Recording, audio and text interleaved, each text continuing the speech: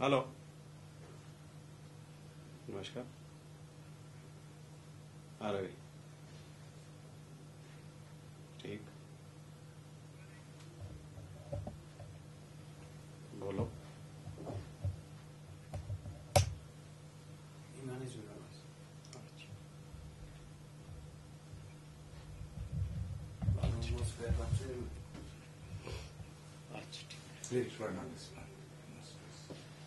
SMS कर दो, देखता हूँ। What would you take away?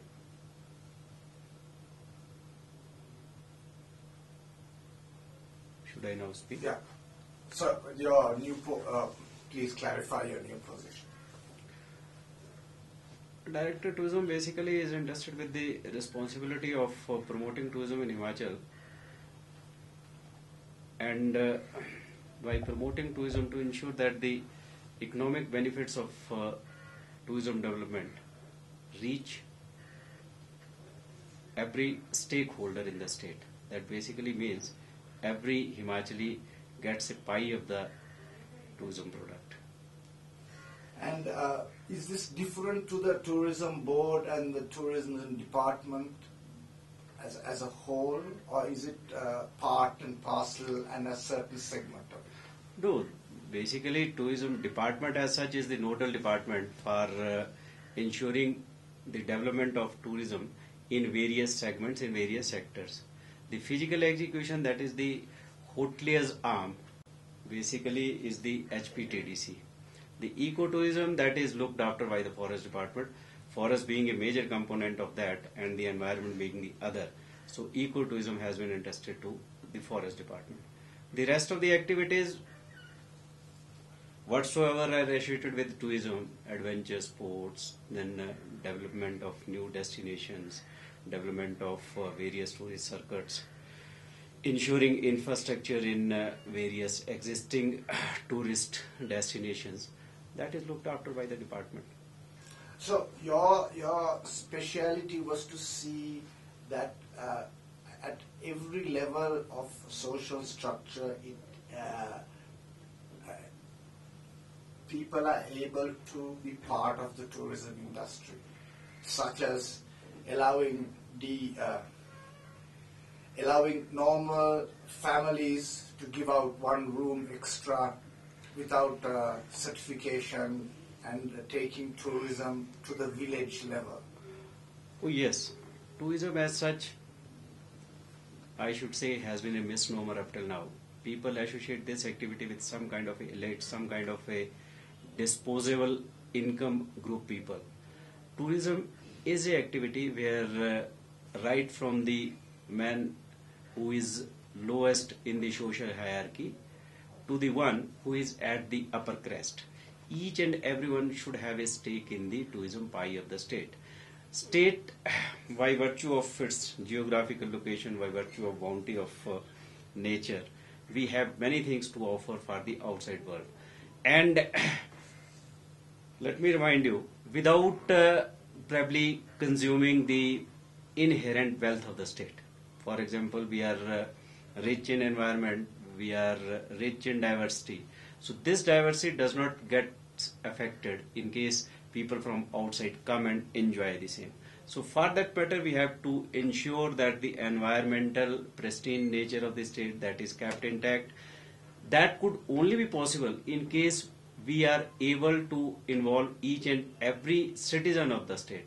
Up till now, the tourism has been associated with the construction of hotels, with the conducting of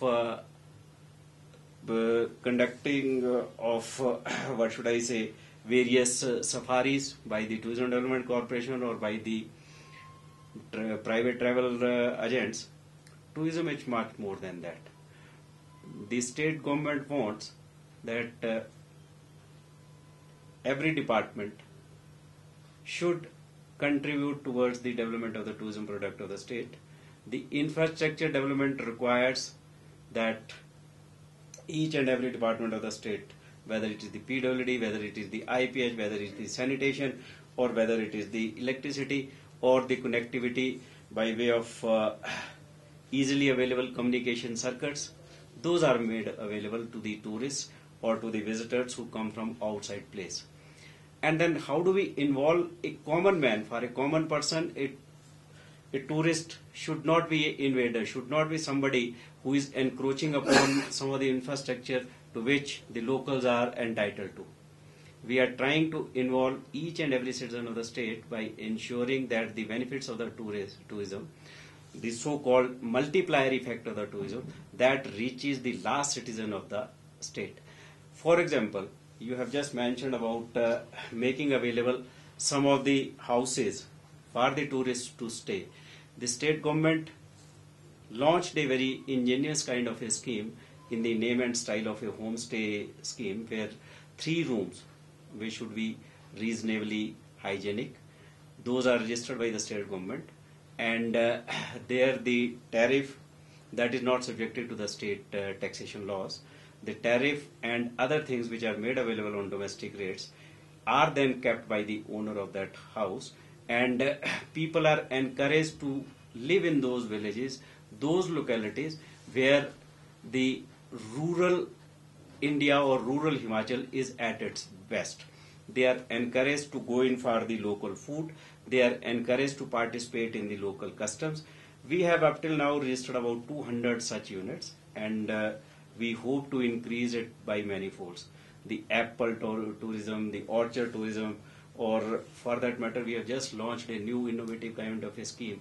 Shimla was the Raj capital, and more than half of the world had been ruled from this place. So literally every stone, every house has a story to tell.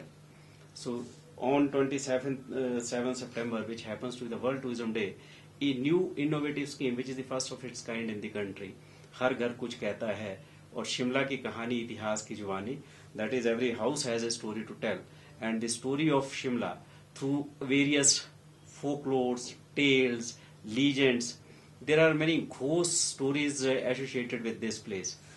People, or probably every third person in Shimla, has a story to tell about the white ghost, Angrezi Mem Sahab, the churning of bells by those old tangas, and probably oranges turning into how horse hoofs. So all these things we are trying to compile. Some of the historical facts have been distorted, but those have made this place literally more enchanting. These stories are scattered everywhere. We are trying to compile that. In fact, by March 2010, Shimla would be having its first coffee table book in the shape of historical sketches, the present status of the building, the legends associated with those buildings, and the popular stories. Talking about popular stories, can you please talk a little about Scandal Point, the very famous point of Shimla? It would be probably to tinkering with the popular perception, but poor Bhupinder Singh, who was supposed to be a great warrior and probably champion of females, he is associated popularly with the kidnapping of a viceroy's daughter. Unfortunately, these facts, which are distorted ones, have historically traveled so wide that now, in case I say that it was his father who had the temerity to kidnap or probably who had been charged with the kidnapping of the daughter of the then Viceroy, Lord Dufferin. He had in fact asked his subordinates to kidnap, and probably he had not even asked them to kidnap